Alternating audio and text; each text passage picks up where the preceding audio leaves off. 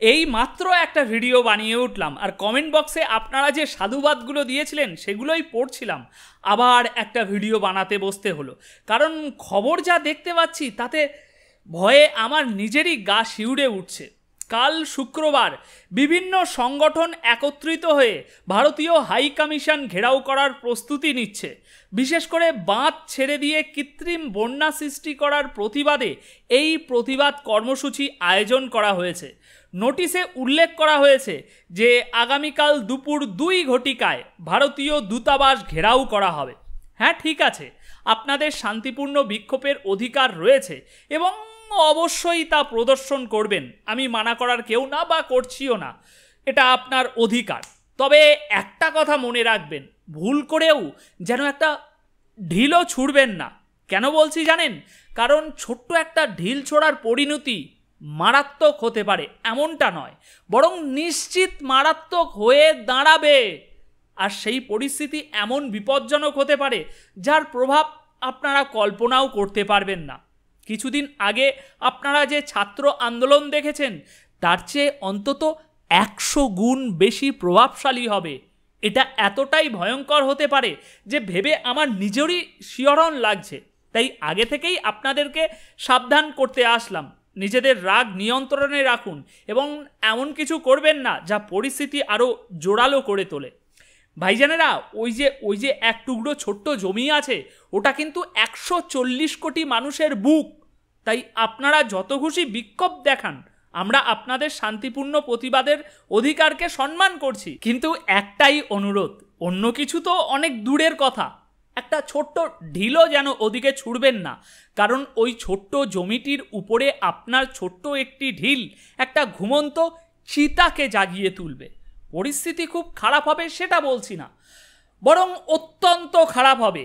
তাই আগাম সতর্ক করে দিচ্ছি, আপনারা বিক্ষোভ দেখান, শান্তিপূর্ণভাবে প্রতিবাদ করুন, কিন্তু একটুও যেন আইন ভাঙার দিকে যাবেন না। কারণ ওটা হাসিনার বাসভবন না কিন্তু, যে ওর মধ্যে ঢুকে করে রাক্ষসের মতো খাবার দাবার খাবেন। ওটা ভারতের হাই কমিশন।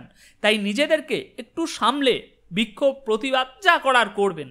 কারণ একবার যদি পরিস্থিতি নিয়ন্ত্রণের বাইরে চলে যায় তাহলে সেটা কিন্তু আর সামলানো যাবে না। যে বিপদ ঘটতে পারে তার পরিণতি কিন্তু ভয়ঙ্কর হতে পারে। তাই আপনাদের সবার জন্য আগাম সতর্কবার্তা রইল। দরকার হলে এই ভিডিওটা সংরক্ষণ করে রাখুন।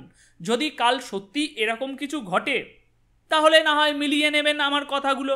এখন আপনাদের কপালে এমনি শনির দশা চলছে, তাই আগ বাড়িয়ে একটু আগে থেকেই সাবধান করতে আসলাম। কারণ একবার যদি কিছু ঘটে তখন কিন্তু আর পিছনে ফিরে যাওয়ার কোনো উপায় থাকবে না। আচ্ছা, এবার আরেকটু এই খবরের দিকে একটু নজর দিই, দেখি কি বলা হয়েছে। আর বিনা নোটিশে পানি ছেড়ে দেওয়ায় ভারতের কাছে ব্যাখ্যা চাইলেন উপদেষ্টা আসিফ। সংবাদ মাধ্যমে এই শিরোনাম ছাপা হয়েছে। আরে ভাই, তুই কে? তুই ভারতের কাছে ব্যাখ্যা চাইছিস? সংবাদে লেখা হয়েছে যে ভারতের প্রতি ক্ষুব্ধ প্রতিক্রিয়া ব্যক্ত করেছে উপদেষ্টা আসিফ মাহমুদ। আরে বাপ রে বাপ, আশঙ্কা তো একেবারে আকাশ ছোঁয়া হয়ে গিয়েছে। ভারতের সঙ্গে সম্পর্ক অবনতি ঘটবে এ কথা শুনে তো ভারতে সবাই বসে নিশ্চয়ই হু আতঙ্কে শিউরে উঠছে, তাই না? কিন্তু ভাই, তুমি কি জানো যে ভারত তোমার এই আশঙ্কাকে ঠিক কতটা গুরুত্ব দিচ্ছে? তুমি ভাবছো ভারতের সঙ্গে সম্পর্ক খারাপ হলে পৃথিবীর সব কিছু একেবারে থমকে যাবে। আসলে তুমি হয়তো বুঝতে পারছো না, ভারত তার নিজের নীতিতে চলে আর কারোর আশঙ্কায় পরোয়া করে না, অন্য কারোর আশঙ্কায়। তোমার মতো একজন উপদেষ্টার কথা শুনে ভারত তার নীতিতে কোনো পরিবর্তন করবে বলে তোমার মনে হয়? তুমি যে এত আশঙ্কা করছো তার আগে একটু জানতে চেষ্টা করো তো, তোমার আশঙ্কা ভারতের কাছে কতটুকু দামি। আর যদি না থাকে তাহলে এমন ভয় দেখিয়ে লাভ কি? ওরে ভাই, মোদি তো শুধু তোমার ওই বাপ আমেরিকাকেই চ্যালেঞ্জ দেয় না, এখন ভারত এমন একটা শক্তি যা সারা বিশ্বকেই চ্যালেঞ্জ করে কাজ করে।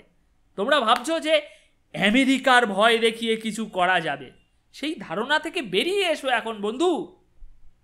ভারত এখন নিজের শর্ত, নিজের নীতিতে চলে, আর সেই নীতিতে শুধুমাত্র আমেরিকা নয়, যে কোনো দেশকেই ঠেলে দেওয়ার ক্ষমতা রাখে। তুমি যে এত ভয় দেখাচ্ছ তার আগে ভালো করে তুমি দেখে নাও ভারত কিভাবে আমেরিকার মতো শক্তিশালী দেশকেও টেক্কা দিচ্ছে সেটা ভালো করে বুঝে নাও।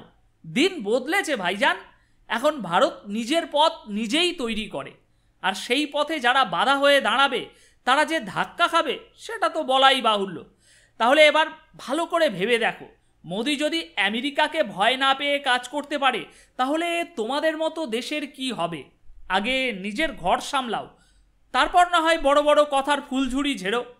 ভারতের ফরেন পলিসি বর্তমানে কিভাবে কাজ করছে এই খবরগুলো একটু ভালো করে অ্যানালিসিস করো, একটু পড়ো, তারপরে এরকম কিছু বয়ান দিও। তাহলে আসি এখন, তবে সাবধান কিন্তু কালকের দিনের জন্য, বারবার বলে গেলাম কিন্তু।